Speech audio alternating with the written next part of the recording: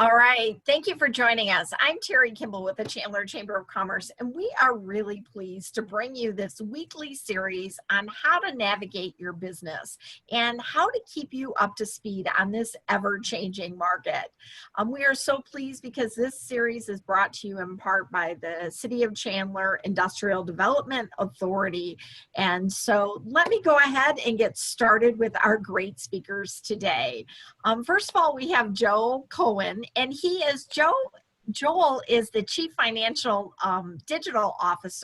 Chief Digital Officer at the Commit Agency. And I'm going to read you his bio in just a few minutes. And I want to do a shout out to Paula. Paula is with us each and every week throughout this. And Paula has become our near and dear friend, and she's a near and dear friend for businesses and to help you navigate, whether it's through small business counseling, PPP, EIDL, all those frequently asked questions. And we're going to get to her later in today's session. But Joe Coen is the Chief Digital Officer at the Commit Agency, a position that he's held since 2015. And the Commit Agency is located right here in downtown Chandler and a former Business of the Year here at the Chandler Chamber. And in the 5 years since Joel has come on board with the Commit Agency, he has applied his sharp leadership acumen, furthering developing the agency. Commit has grown to one of the region's foremost branding, digital marketing, and advertising powerhouses, and that is a very true statement.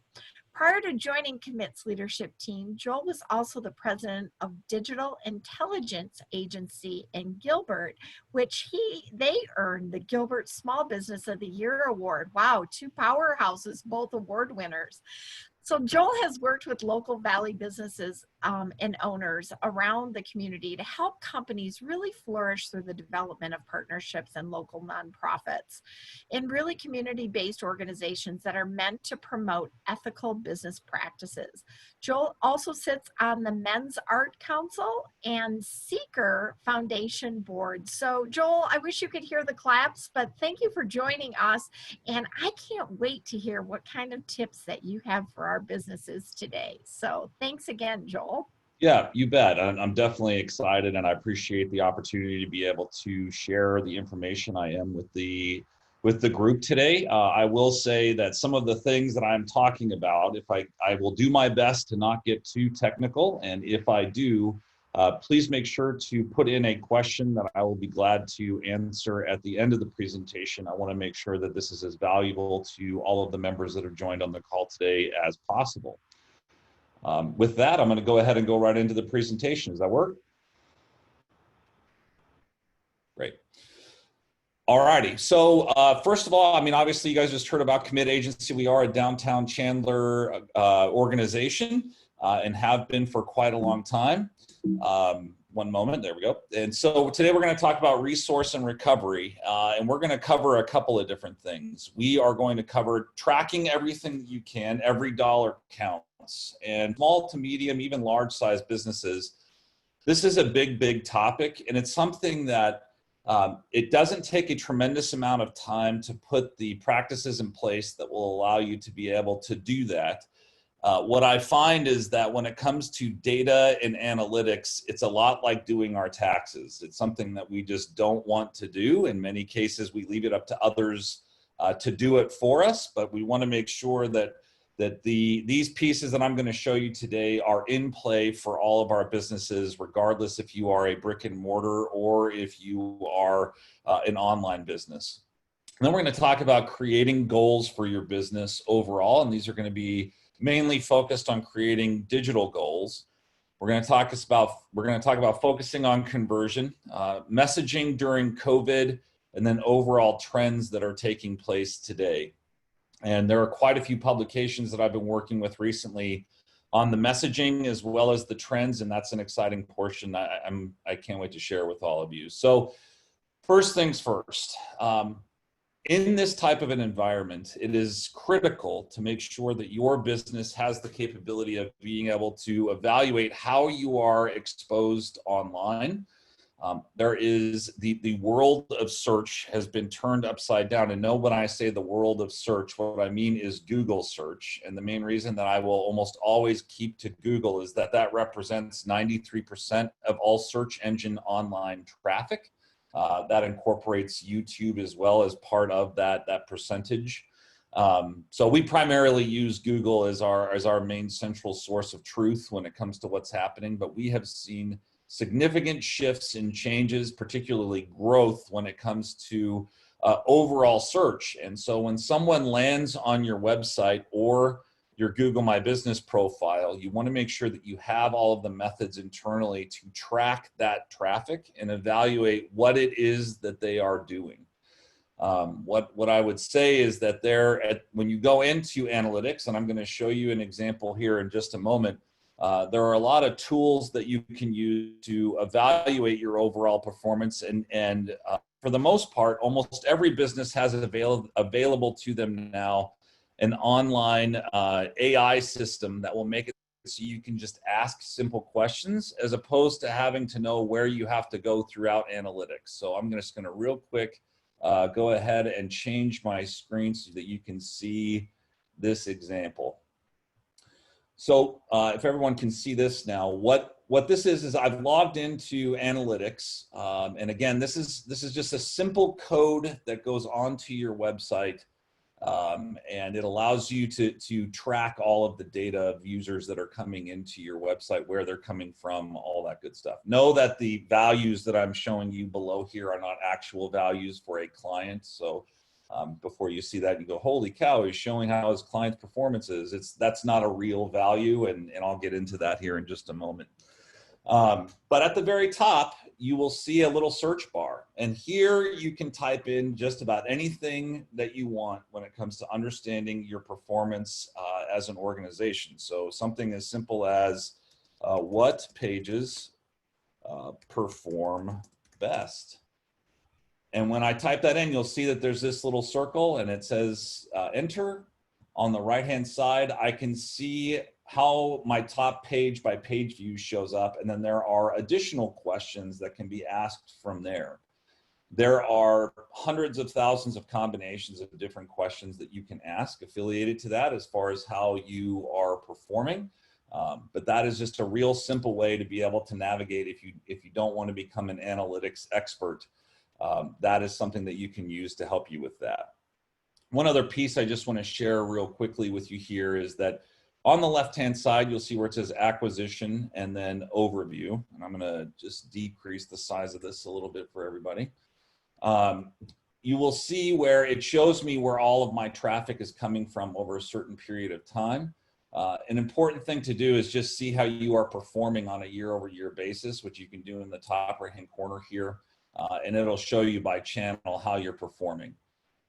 In a lot of cases, based on what's happening with COVID, it's critical to make sure that you are looking at where you're spending money versus last year, seeing any dips or changes, and having an understanding of where that traffic difference may be coming from besides what you're spending on your traffic to come in.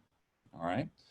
I'm going to go ahead and move to creating goals. So knowing your true ROI, which is critical. So with any analytics profile, what you're hoping for is that someone will call you, someone will fill out a contact form, someone will text message you, someone will reach out at some form or fashion. And so for each one of those actions that takes place in the digital world, you want to assign a value to it. And there are multiple reasons as to why you want to do this, but it is as simple as if I get a phone call and I close half of the time when I get a phone call, and a close for me is worth $1,000, the goal of a phone call is now worth $500. What that does is that it opens up a whole new world to me in terms of finding out what's working and what isn't. And this, I think, is one of the most critical aspects for businesses that are part of chambers. Many times when it comes to marketing overall, you are going to be sold on impressions and clicks and views and all sorts of different things. But as business owners, we know that that doesn't necessarily matter. And I'm here to tell you that those numbers can be manipulated in any one of 1,000 different ways. A great example is we are working with an organization through our sales process right now. I won't say their name, but they are a roofing company. And through this initial review, they were being told that they were getting hundreds of thousands of clicks for a certain amount of money. And when you start to dig into where these clicks were coming from, they were coming from what's called click farms, where people are just paid to sit there and click, or you have a system, a computer system that actually just creates the click for you. So when I started Digital Intelligence Agency, and something that we've committed through, that we've continued to do through Commit, is that we focus on conversion and conversion only. And conversion is when someone makes a phone call, when someone clicks through to a contact form, when someone is sending out information where they're saying, hey, I want you to talk to me, all right? And from our perspective, and I would imagine from most of yours, that is all that matters, is that you are getting someone to reach out to you. Impressions, clicks, all that other stuff, it does not matter if the phone is not ringing. So once the phone is ringing, once the contact forms are being clicked through, you want to make sure in your analytics that you have set up goals that triggers then to tell you what the value is of that goal, and you determine that yourself. This is a big block for a lot of people in that, it's not going to be 100% in terms of what that value is. But as long as you have a rough estimate of what that is, it will allow you to look at overall what is performing with your marketing and what isn't, and give you direct ROI. You won't have to guess on what it is that is happening. And let me just show you a quick example of what this looks like. And I know that this will look a little complicated, but I'm just going to show you an example of how this begins to work. So here, I can see that over the last month, I've had 1,608 conversions for an estimated conversion value of $160,000. And my number one conversion path, meaning the path in which people take to be able to create that conversion, is first organic search, most of which is going to come through Google. And then they come back to my website directly. I had 273 conversions that took place there for a conversion value of $29,000. So now I know that organic search is important, and I'm going to look at some other metrics to help me evaluate what pages are driving that overall performance for me. Secondarily, you'll see paid search in here. So this paid search piece right here drove 90 conversions worth $11,000. I'm going to look into exactly which campaigns produced those conversions versus how much I spent on those to evaluate the ROI. So while this, again, may sound complicated, I can tell you that conversion tracking and mapping, if you're paying an advertising organization now and they have not done this for you, the first call you should make after this is to say, can we please set up goals and goal values right away so I can see where my money is going? And these types of reports are what you deserve as a business and a business owner, to be able to see what money you are spending is going to the right places. Okay, so I'm going to go back to my presentation here. Hopefully you guys were able to track that. If not, I look forward to questions. Please feel free to ask anything that you would like there. All right. So going back to my keynote. Okay, so as I just said, focusing on conversion, same exact conversation we just had. Now, we're going to talk a little bit about messaging during COVID and using your GMB profile. When I say GMB, I am talking about Google My Business. And I think I've led a couple of different chats and other pieces on this topic over time. But I will tell you that if you have a brick and mortar, and even if you don't, this area that is on the right-hand side that you see here, and I'm using DC Steakhouse as an example, is the most valuable retail space for you on the web, even more than your website. It is where we see more than 50% of overall web traffic going to when someone wants to confirm the overall consumer experience, when they want to find your location, when they want to see updates, whatever it may be. And this may, again, it may be review for some of you and something that you've already seen before, but this is an incredible tool and value to you overall. And there's a lot that happens within this little box that a lot of people are not aware of. So I'm going to take you into a client right now that's giving me permission to show the back end of their profile so that you can see what this should look like for you. Okay. So once you log into Google My Business, you're going to see a ton of information. On the left-hand side, you can see I have home, posts, information, insights, reviews, messaging, photos, bookings, products, and so on and so forth. Additionally, you're going to be able to see where it says stay connected during COVID-19. Now these things are very, very important. So a lot of you may be having different business hours. This area right here allows you very quickly to be able to update your business hours efficiently. So you can see these guys have different business hours. Obviously, they're a gym, so they have consistent open and closing and shifts that are taking place for them. But also, they have an option for you to do a COVID-19 update. Now, this little piece right here allows you to be able to update what is taking place with your business overall. You can also put in an offer, what's new. You can put in events that are taking place or highlight a product for yourself from here. And this is completely free and will get positioned out typically in front of hundreds and in many cases, thousands of people a week.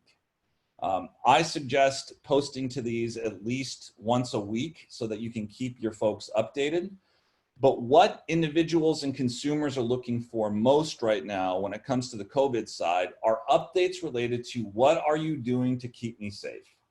So if you are trying to get your consumer to come into your location, and let's just say that they know who you are and they are brand aware and they would have come in anyways, it's good to post here about what precautions you are taking during COVID to keep them safe during their visit to your business.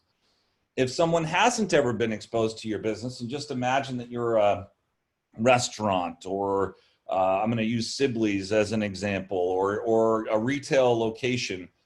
Here, when you talk about your overall brand and the importance of what you see to be safety, again, you want to reiterate what steps you are taking to make sure that people are staying safe. If there are things happening as to why you may need to close temporarily, it's good to put those in here as well, just so people don't make the trek down to your location and then get frustrated. This is the spot where a tremendous amount, particularly in the mobile traffic, is going to get their updates when they do searches for your business, okay? So you'll see all of that within the posts section on the left-hand side here. Now, some other things that you just need to be aware of is that the GMB profiles have a tremendous amount of information that is available to you that will help you to understand how people are finding you. When you open up the insights section on the left-hand side, what you'll see is are people finding you via discovery, direct, or from a branded search? And so this is an area where you can test if you are paying a marketer for search engine optimization, whether or not you are being found for who you are or for what you do. And really what you want to be making sure of is that you're getting paid, that you're paying somebody to be found for what you do more than who you are. A lot of times the way an SEO group will show that they are building their overall capability is to show an increase in the engagement percentages. You don't necessarily want that. You want to be found more for discovery, and that means that you're going to be pushed out against the rest of your competition. I'm just going to use this gym as an example. You want to be found for gyms near me, or in this case, you can see gyms near me. What you're going to find in many cases is that when you first go into your GMB profile, you're going to see your name mostly in this section right here in terms of what people are typing in to find your business. And that again is an indicator and time for a conversation to go have with your marketer and say, hey, I want to be found for this. Can you please help me do that? Additionally, you can see a lot of other information. So like notice here that you will see that this business has been found 5,120 times over the last month. 4,220 of those were found on maps, meaning that people went on their phones, they used Google Maps to do a search for the things that I just showed you, and they found their listing was found there, 906 times on search. For those of you that don't know, Maps has become on the mobile at least, and if you are a restaurant, a gym, a retail brick and mortar, your primary level of where people are going to find you is going to be on Google Maps. This also, you'll be able to see here what people do once they come to your GMB profile as far as your overall customer actions, which means they're visiting your website, they're requesting directions, they're calling you, and you can see which days these things are taking place. And even beyond that, you can see where they are doing the searches from. You can expand out and it'll show you more if you get a lot of calls. It'll show you the dates on which you get calls. So for example, here, obviously they don't need to worry about Fridays being a heavy call day because they haven't received a call there this month. But Mondays, they are getting a ton of calls. So just something to be aware of for their overall staffing. You can see the popular times that people come into your business. And one piece that I would say is critical for you overall, and I cannot stress this enough, is that your photography is very, very important. There's a photography section on the left-hand side here. It shows you all the different categories that will show up within Google search that you need to account for. So you can see what you have posted, what's been posted by your customers. They also then have a 360 video that you can incorporate. 360 image. You can incorporate videos into your profile, interior images, exterior images, things that are happening at work. So showing you actually working, your team, and then what they would call your identity photos, meaning your cover and your logo. The more photos you have, the better chance that you will show up in searches. You want to make sure that obviously they're great photos. People are using these photographs to be able to determine where they want to go and who they want to use from a business perspective. So make sure that they are great photography. You don't want to put bad photos in that situation, just trying to get additional searches, because then you'll get the opposite reaction from that. Okay. All right, so I just went through all of that. Now I'm gonna just talk briefly about overall messaging and just some high-end that everyone needs to be made aware of. And I've seen this happen on a couple of different levels, both positive and negative, and I'll give you some examples here. So first, I've already talked about it, but make sure that you make your customers feel safe. It is one of the biggest trends and shifts that we are seeing in search altogether right now, is what is happening to be from a retail location, from a brick and mortar location, to make me feel safe. What precautions are you taking? What can your customers expect when they show up? So I'm reiterating that, I already said that, but again, I think it's very, very important. Don't be polarizing. And this is another piece that is very, very interesting. So we are in a fascinating time overall as it relates to the polarization of topics. And let's just use masks as an example. I think we've all seen videos where people are going into locations and they don't want to wear masks, and then you see them on the evening news throwing masks at people or doing other things, right? Additionally, we are in a new political cycle, and there's a tremendous amount of polarization that's taking place on that end. I have had and seen multiple businesses that decide to take a stand for what they believe to be correct either way, and it has been disastrous in some cases. Now, that's not to say you can't position yourself properly when it comes to the precautions that you are taking and that you require masks and those types of things. But on the opposite end of the scale, if you are having some deep-rooted issues with what is taking place on the political side, what my advice is to not use your business as the platform to take those stands, and just communicate what's necessary to help run the business and run as straight down the middle line as you can, it doesn't really matter in the end. Focus on what you need to do to be able to help drive business and not project a message that may otherwise put you in a disastrous place. Make sure to keep your store hours updated. Again, I talked about that on Google My Business. There's nothing worse than having somebody show up at your store and you're not open. They're probably not ever coming back again. So it's very simple to do from the GMB profiles. Make sure to do that. And then lastly is be kind. I know that sounds strange to some, but kindness is something that right now is just not happening a lot in interactions. And the simple act of just being understanding and kind to people seems to be resonating very, very heavily because we're in a very tough time. And just that simple piece of just having something good to say to someone as they walk through the door and really taking a customer first approach can make a heck of a difference in somebody's day and ultimately connect them with your brand in a way they otherwise might not have.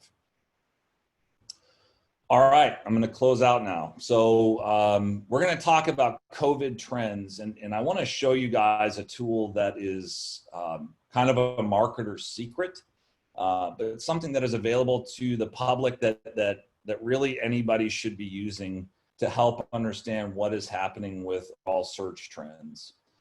It's called Think with Google, and it is I read it on at least a weekly basis. And it's just simply thinkwith.com.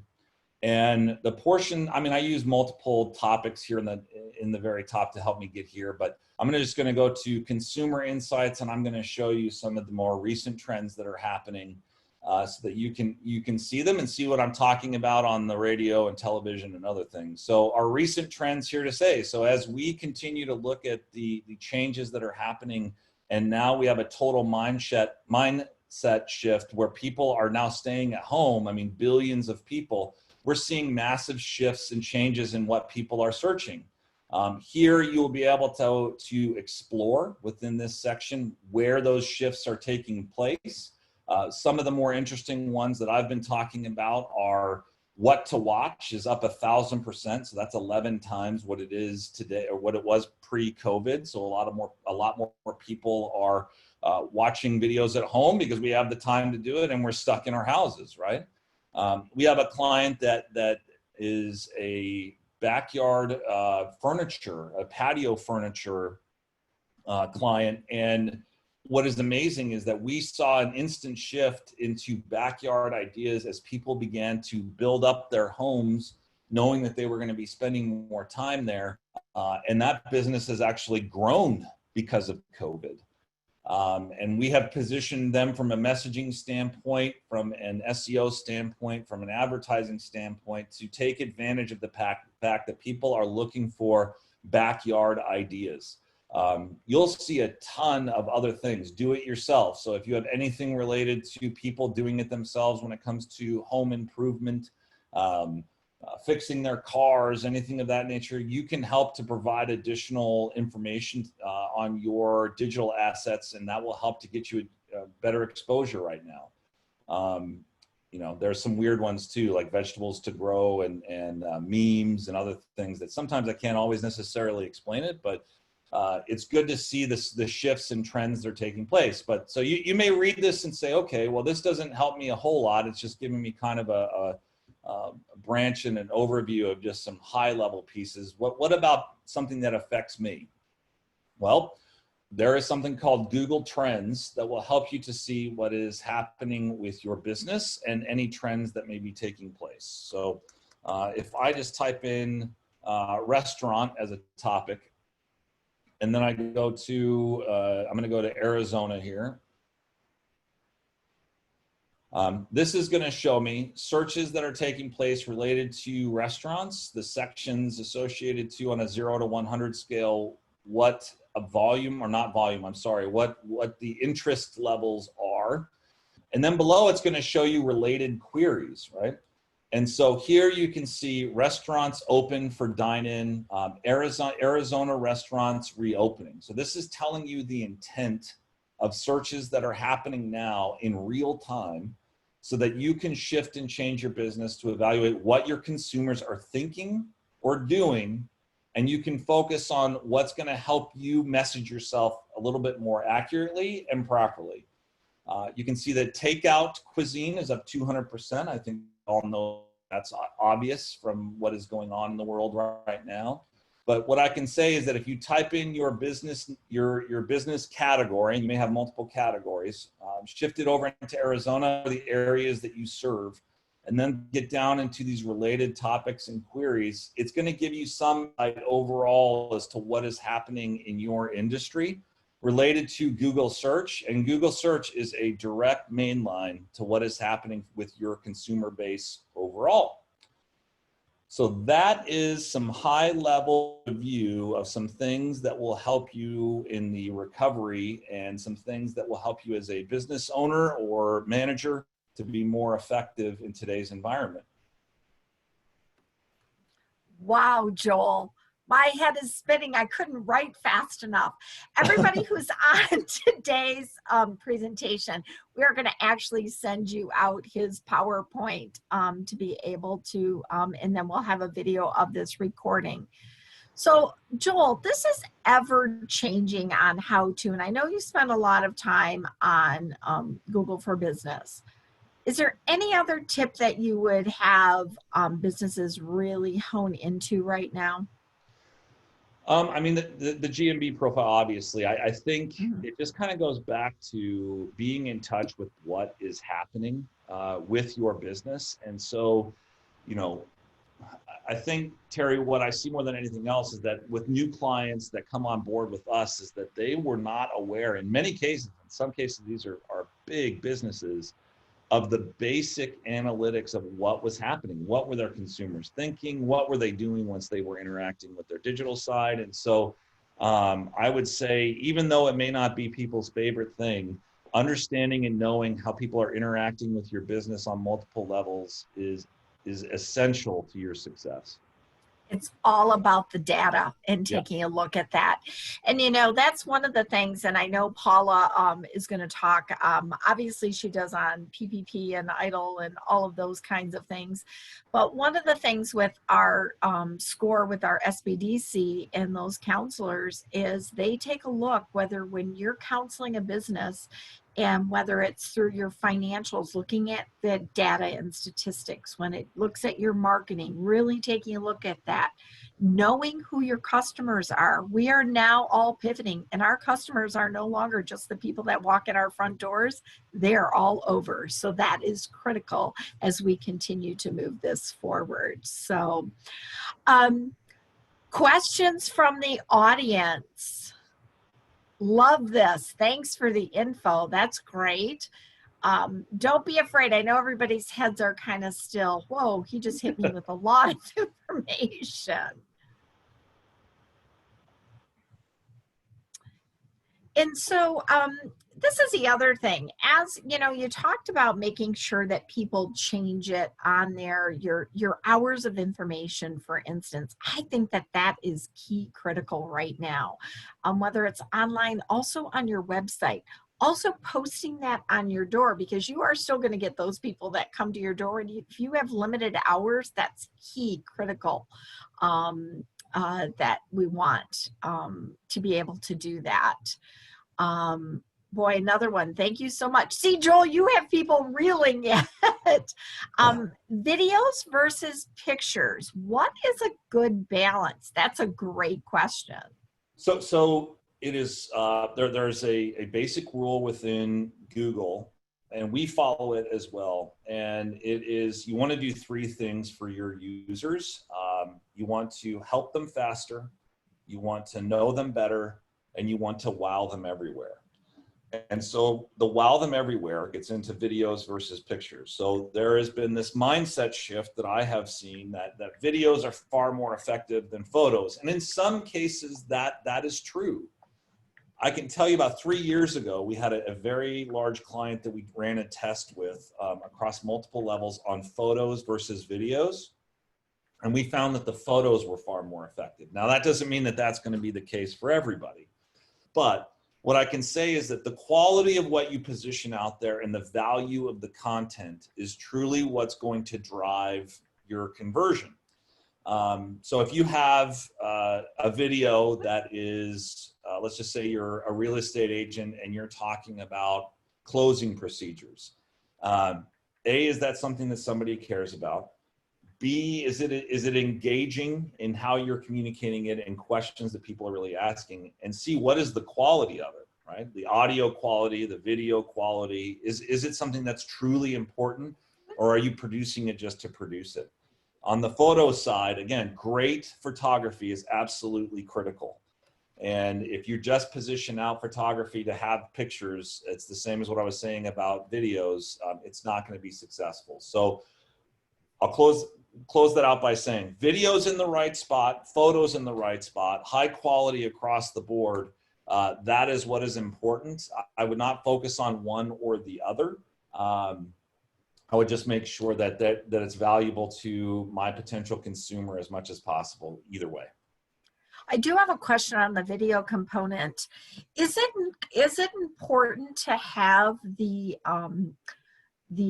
closed caption on the bottom of all of your videos?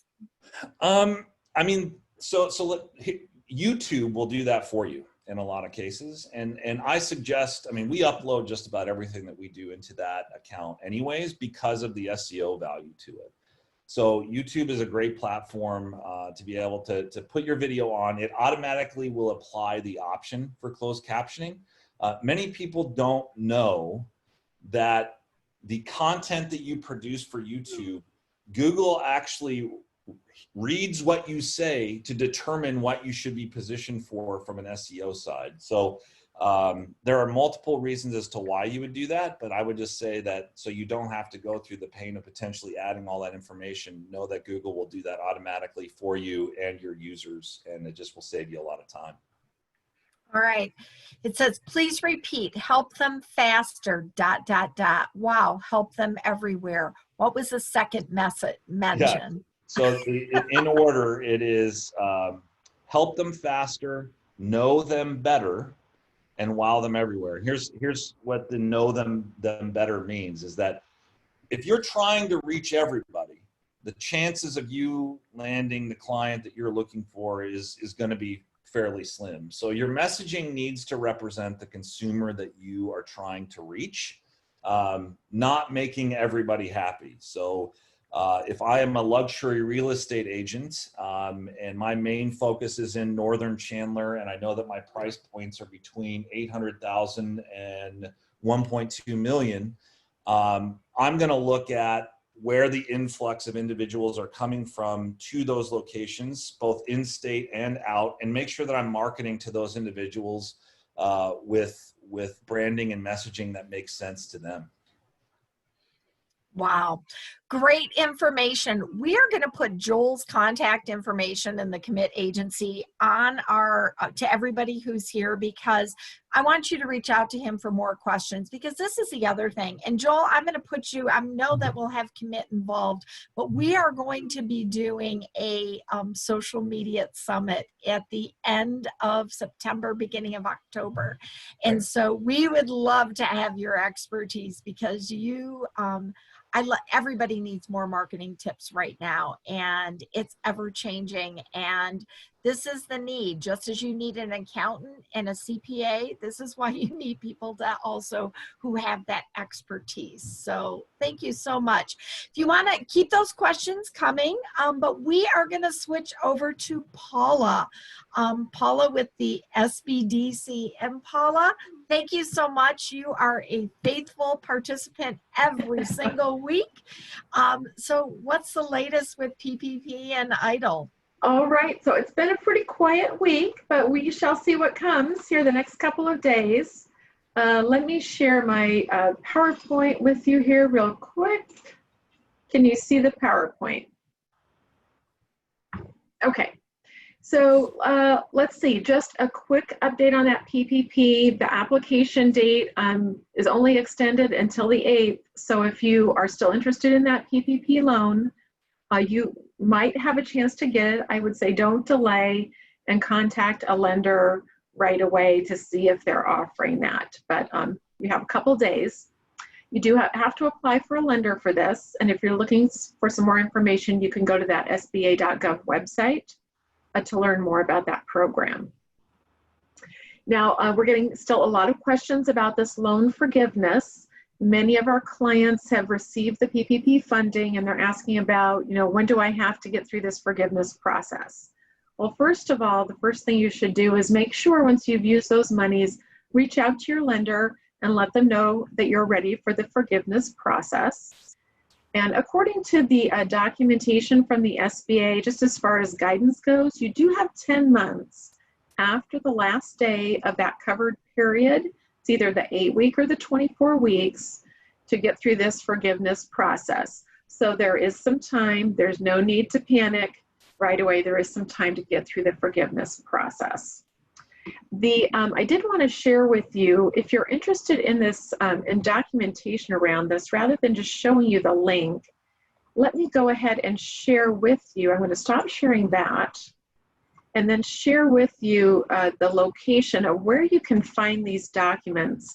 If you go to the U.S. Department of Treasury website, and you should be seeing that page on the screen now, just follow the links to COVID, and it's going to take you to this CARES Act page. And you can scroll down through here, and there's everything you would want to know about this particular program. But moving down through, you can get to this document. It's called Frequently Asked Questions on Loan Forgiveness. And they've just updated this, and I scanned through this morning, and it really has some greater clarity around a lot of the questions about the forgiveness process. So all you got to do is click on that, and that's going to open up this 10-page document. Pour yourself a cup of coffee or tea and read through that. It's got some really good information there. So I would encourage you to check out that documentation. All right, now going just back to the PowerPoint deck here, that EIDL loan program, the Economic Injury Disaster Loan, is still open. The advanced grants are no longer available, but that portal for the loan is still open. So go to SBA.gov and you will find the application on that page.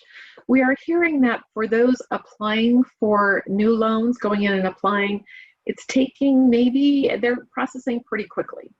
So I would encourage you to check that out if you're interested in that. Now, we are getting many questions from our clients about, I've applied, but I've not heard anything. So do not hesitate to call that customer service number.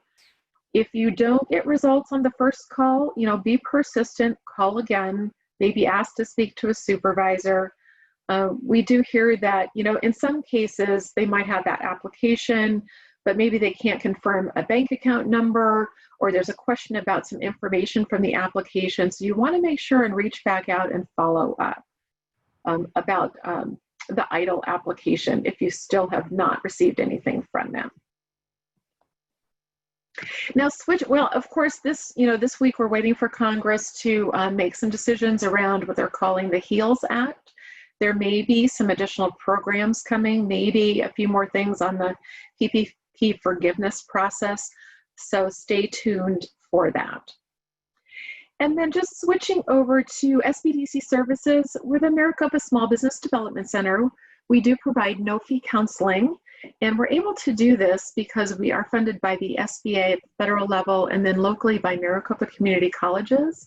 So we help small businesses in any industry, in any really business development area. We're assisting clients now just to navigate through the disaster loan programs. We're starting to help clients who are looking for additional funding. We're helping them get lender ready and understand kind of what their financial position is right now before they approach a lender. Really starting to move into resiliency and looking at the business and looking at, what needs to change so that you can be here for the long haul.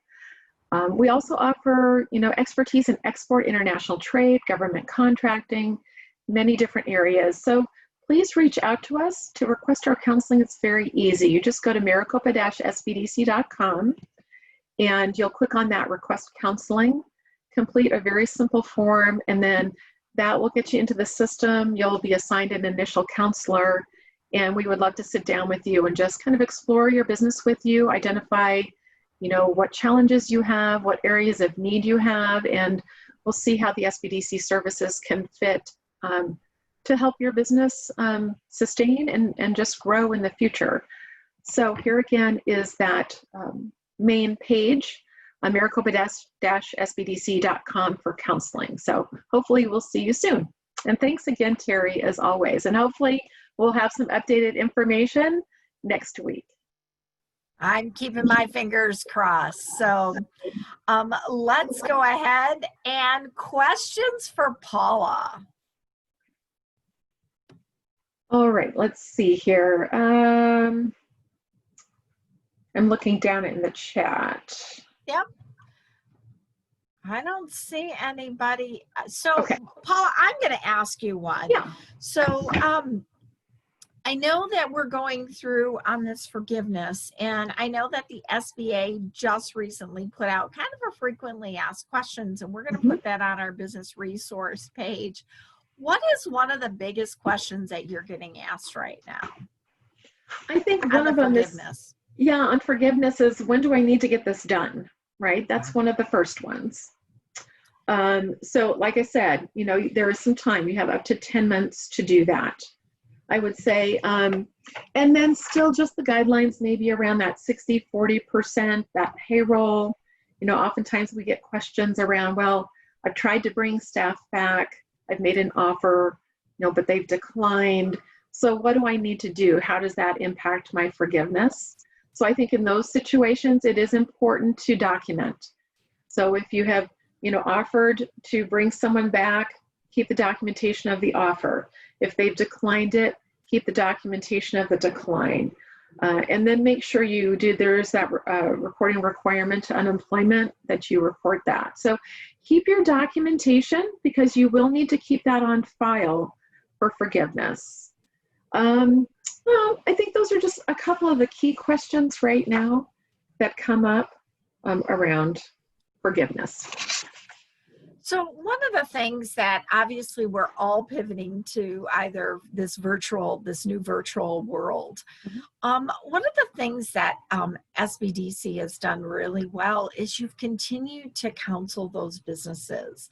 And I know that you say no fee counseling, it's free. I know you have to politically say that, correct? I like the word free. Correct. But I think it's really important, because this is the other thing. Even if you've been in business for 10 years, it's really important. We all go through those peaks and valleys. Sometimes we hear these things and we don't apply them right now because we're thinking, oh, that doesn't pertain to me. And they go on to that. And so with that being said, you can keep coming back over and over and over again. So whether it's helping with financial projections right now is a really big component that I'm hearing from businesses. And if I could kind of speak to that, but yes, we are here. We want to build a longer term relationship as you start, scale up and grow. But, especially those larger businesses, it can be, I was a business owner for 15 years. It can be a lonely place sometimes. It's good to have that counselor where sometimes you just need to have a conversation with someone to bounce some ideas off, really valuable to have that resource.